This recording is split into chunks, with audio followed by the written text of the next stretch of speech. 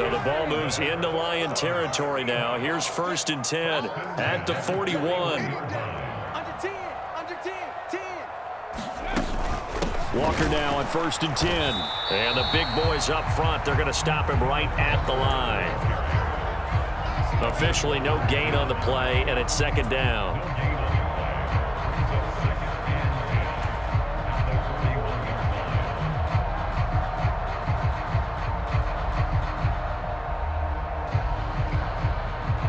Second quarter, 2 minutes to go. Tie ball game.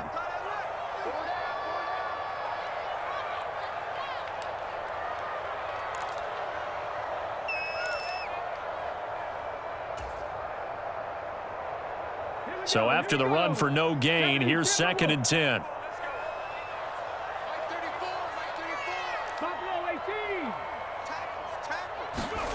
Now Smith. This one goes underneath to Walker. And they're going to get this down near the 35-yard line. And we see another pitch and catch there to the running back. This position just continues to evolve. They become just as critical to the passing attack as a lot of receivers, tight ends, because their ability to make people miss in the open field can really generate big plays for an offense. Now Smith. Repeated the last play, finding Walker. And it's going to be another 1st down as they'll get him to the ground at the Lions' 23. 12 yards on 3rd down as the drive rolls on. But they certainly made a point of getting him involved in the passing game here in the 1st half. They must have seen something in the scouting that said, hey, we can capitalize on him getting the ball possibly in the open field. And I think in the 2nd half, that may loosen up the defense a little bit to get the running game going back inside. And Smith's throw into the hands of Lockett. And he's brought down inside the 20 at the 18-yard line. Now the Seahawks going to use the first of their timeouts as the clock will stop with 45 seconds to go in the 1st half.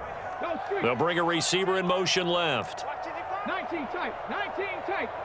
Check curls, check curls, check curls. Mike, Go, Rig, go. 55. That's the run. They're running it. Check 3, check 3, check 3. Throwing again is Smith. Steps away. And it'll be intercepted. Picked off by Amani Oruwariye. And the Lions are going to take over at their own 11-yard line. Definitely not the ideal time to see that mistake, partner, because this is still a one-possession game, and that's at least a field goal that just vanished with that turnover. Now, pressure's on defensively to prevent that pick from turning into points for the other side. And they're just going to run it here up the middle. And he'll just push his way forward for a few as the clock will run. The last run got 3. Now here's 2nd and 7. Goff escaping the pressure right. And that is incomplete. Down to 15 seconds now. As soon as I saw him break contain and get outside, my first thought and my eyes gravitated downfield, because nowadays, most of these quarterbacks, when they do that, they want the big play downfield. They don't want to throw it short. In this case, he took the shot. It fell incomplete. And he's taken down. Back at his own 7.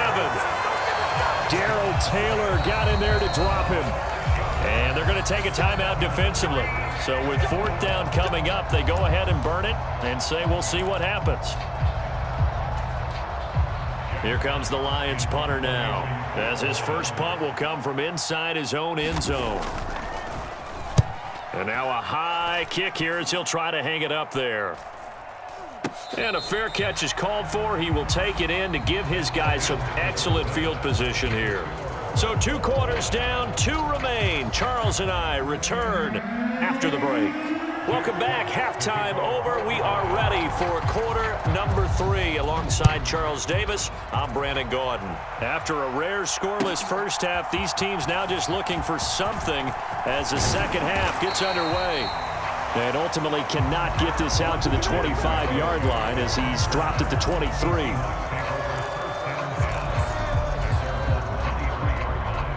Coming to the line here to begin their next drive, the Seahawks offense. And we thought this game had the potential to be tight, maybe not this tight, scoreless as we start the third quarter. And I love the way you use the word tight. I'm going to take it a little bit different direction here because it's not just tight on the scoreboard. I think both offenses have been tight in how they've played this game. No one's been loose. No one's been free. They've got to find a way to make some plays, and I don't think you do it if you're really tight in everything that you're doing in the game.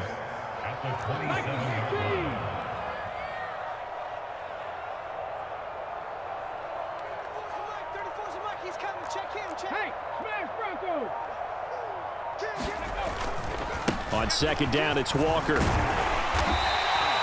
Give him 4 on the carry, and it'll make this a 3rd and about 2. I'd say they've got to find a way to get him going. He's such a big part of their offense. I wonder if they might throw it a little and come back to the run. Anything, because you're right. He's pretty much been completely neutralized. For the Lions, an extra DB in the game now here on 3rd down. And the throw there going to be incomplete. Well, obviously searching for their first touchdown this game, partner. And that quick 3 and out, that's not going to achieve that at all. Give victory to the secondary there. They brought out tight coverage on that 3rd down snap. Here we go on 4th. Smith. Open man is Metcalf. He's got it. And he'll have it past midfield almost to the 40 before being taken down. 27 yards, a big play there on 4th. Both sides were holding their breath there on that 4th down play, and the offense can breathe a sigh of relief. And both knew exactly where the first down markers were. You know the defense is trying to guard those sticks and try and keep people in front, but somehow, some way, those guys found a way to pick it up. Just a yard on the pickup there, and it'll bring up a 2nd and 9. Well, they're hoping that the second half is better for him than the first half. They've got to find a way to get him going. He's a big part of their offense. Check back 34. 60 Maverick. 60 Maverick. Let's go, hey. Well, Mike 34. Mike 34. Check. Hurt. On 2nd and 9, Smith. That's complete to his running back, Dallas. And he's going to be taken down just shy of the 35. Boy, the evolution of the game and how these guys on plays like that can get out of the pocket, keep plays alive, it just makes things so much harder for defenses. It really does, and we're talking about an era in the game where the quarterbacks are the most athletically gifted that we've seen in a bunch. I mean, when you talk about collectively, it's unbelievable. So their ability to move is practiced now. It's not necessarily, oh, he just took off and you guys figure it out. When he takes off, everyone knows where to go now. They know how to run routes, change things, make themselves presentable for the quarterback. It's a lot of time that they put in on it. It's not just your static 1, 2, 3. This is where the ball goes anymore. Only able to get back a yard for his efforts, and that leads us to 4th down. Now here's Jason Myers. He gets set for the Seahawk field goal. From the right hash, this from 53. Myers' kick is good, and with it, they have taken the lead. Well, they don't get a touchdown here on the opening drive of the 3rd quarter, but I think maybe you still say mission accomplished as they come away with the lead. No, absolutely. You keep the pressure on, right? You go downfield, get some points up on the board, and hope that you've motivated your defense to take the field and hold that lead. And they'll get him down right at the 25-yard line, so the same result, and he opted for the touchback.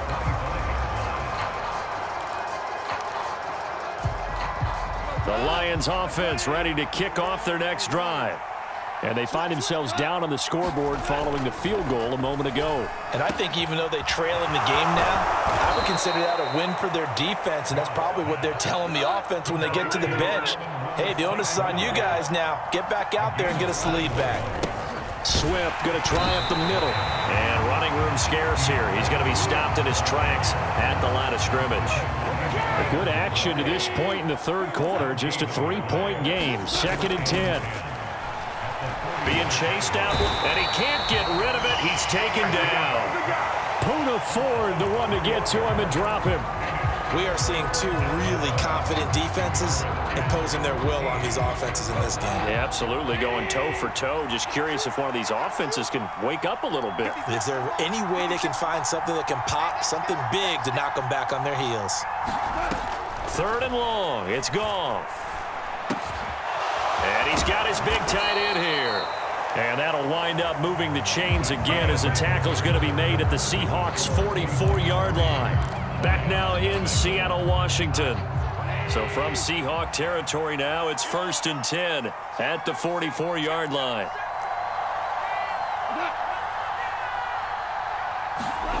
Well, they'll run it here on the jet sweep. Give him 10 yards on the pickup, and it'll be 2nd and very short.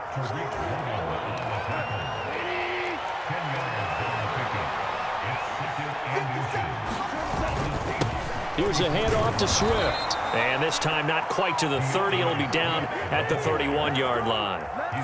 They'll get 3 as the drive continues. It's a 1st down. Here's Goff. This is caught by Williams. He'll be dropped at the 25 after a gain of 6. One thing I think that's safe to say defensively, the tackling's been really good. And because of that, it's been very, very hard for them to move the ball because you're not getting the benefits of run after catch. They're tackling them almost on the spot. That means you have to run extra plays, harder to move it. And not much. Maybe a yard down to the 23.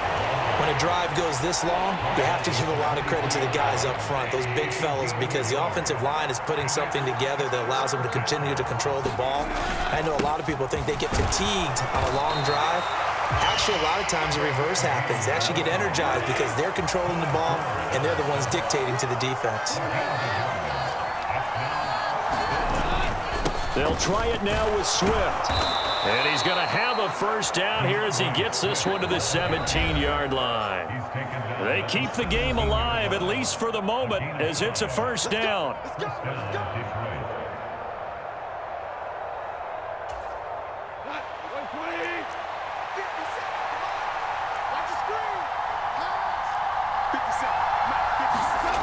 Well, they'll run it here on the jet sweep. Looking for a cutback lane, but nothing there as he's met at the line of scrimmage. Jordan Brooks on the tackle.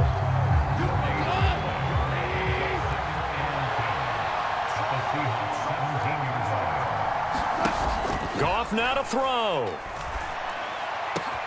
And that is caught. Touchdown, Detroit. Jared Goff to Amon-Ra St. Brown. And the Lions have moved out in front here in the 4th quarter. And touchdown and congratulations and 0 relaxation ahead of them, right? Way too much time on the clock for them to start celebrating. Yeah, part 1 is done, but now on the sideline, you can already see them scrambling down there. They're getting those defensive guys ready. Yes, you have to get those guys ready, and you also have to talk to your special teams guys. Make sure the kickoff is exactly what you want and cover it well. A fairly short kick from the 14. And they're going to start this drive in pretty good shape as they get it up past the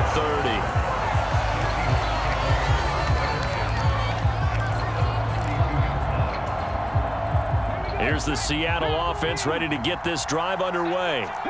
Last time out, you remember their drive stalled, but thanks to their kicker, booted a long field goal to at least get them 3. Now here they'll try to do better and find the end zone. And in our experience, how much fun is it for coaches to know that they've got a kicker who can nail it from long distance?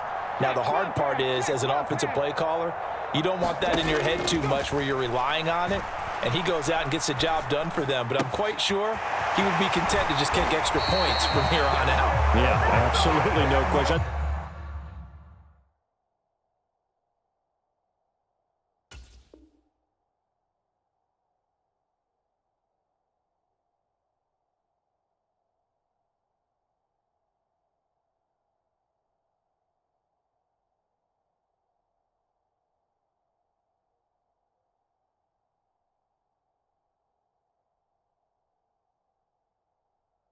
I think his teammates would be okay with him just kicking the extra points as well.